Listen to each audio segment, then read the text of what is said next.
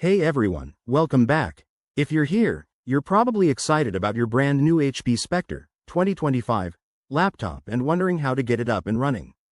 This sleek device is packed with the latest features, from stunning displays to lightning-fast performance, but let's start with the basics. Turning it on.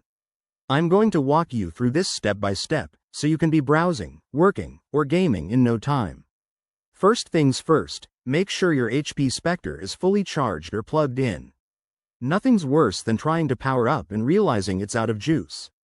Locate the power button. On the HP Spectre 2025, it's typically on the top edge near the keyboard or integrated into the side for a seamless design.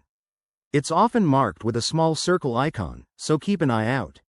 Once you've found it, simply press and hold the power button for about 2 to 3 seconds. You'll hear a soft chime or see the screen light up as the laptop begins to boot.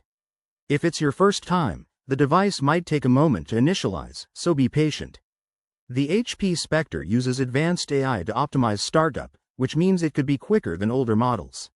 After the initial boot, you might see a setup screen if it's a fresh out-of-the-box experience. Follow the on-screen prompts to select your language, connect to Wi-Fi, and sign in with your Microsoft account. This is your chance to customize settings like privacy options or update any software. If you run into any issues, like the laptop not responding, double-check the power cord or try a hard reset by holding the power button for 10 seconds and then releasing. HP's support app is also a great resource for troubleshooting. Download it from the settings menu. And there you have it. You're now ready to explore all the amazing features of your HP Spectre 2025. If you found this helpful, give this video a thumbs up, subscribe for more tech tips, and let me know in the comments if you have questions. Thanks for watching, and happy computing.